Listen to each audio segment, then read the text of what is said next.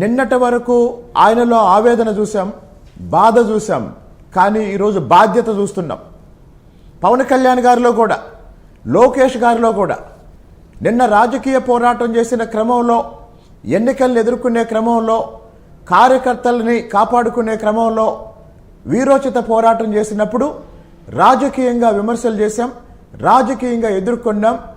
ఒక్కసారి ఎన్నికలైపోయి ఫలితాలు వచ్చి ప్రజలు ఒక అతి పెద్ద బాధ్యత కూటమికి అప్పగించినప్పుడు కూటమిలోని పార్టీలు, కూటమిలోని పార్టీ నాయకులు, జగన్మోహన్ రెడ్డి అనే ఒక వ్యక్తి ఈరోజు అసలు జగన్మోహన్ రెడ్డిని అసెంబ్లీలో ఎవరు పట్టించుకునేవాళ్ళు లేరండి.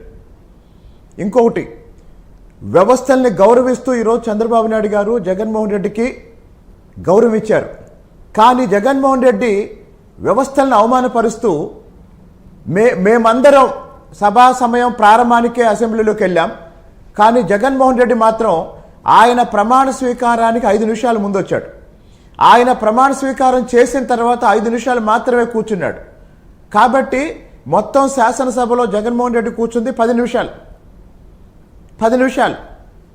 కాబట్టి ఈరోజు కూడా జగన్మోహన్ రెడ్డి ఇక నుంచి ఈరోజు అసెంబ్లీ నుంచి జగన్మోహన్ రెడ్డి వెళ్ళేటప్పుడు జంప్ జగన్ అని కొంతమంది కామెంట్ చేశారు.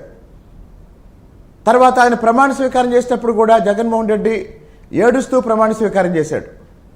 కాబట్టి ఈ ఎన్నికల ఫలితాల గురించి వైసీపీ వాళ్ళు రకరకాలుగా మాట్లాడుతున్నారు. వాళ్ళందరికీ ఈ ఏబిఎన్ ద్వారా నేను చెప్పేది ఏంటంటే, జగన్మోహన్ రెడ్డి పరిపాలన ఎంత దుర్మార్గమైన పరిపాలన, ఎంత అరాచకమైన పరిపాలన, ఎంత అప్రజాస్వామిక పరిపాలన తెలియాలి అంటే గత 5 సంవత్సరాలుగా సాయంత్రం 7 గంటలకి ఏబిఎన్లో ఏ అంశాలు చర్చించారో, ఏబిఎన్ డిబేట్లో పాల్గొన్న వ్యక్తులు ఏ విషయాలు మాట్లాడారో వాటన్నిటిని ఒక్కసారి క్రోడీకరించుకుంటే జగన్ యొక్క అరాచక ప్రభుత్వం, అరాచక పాలన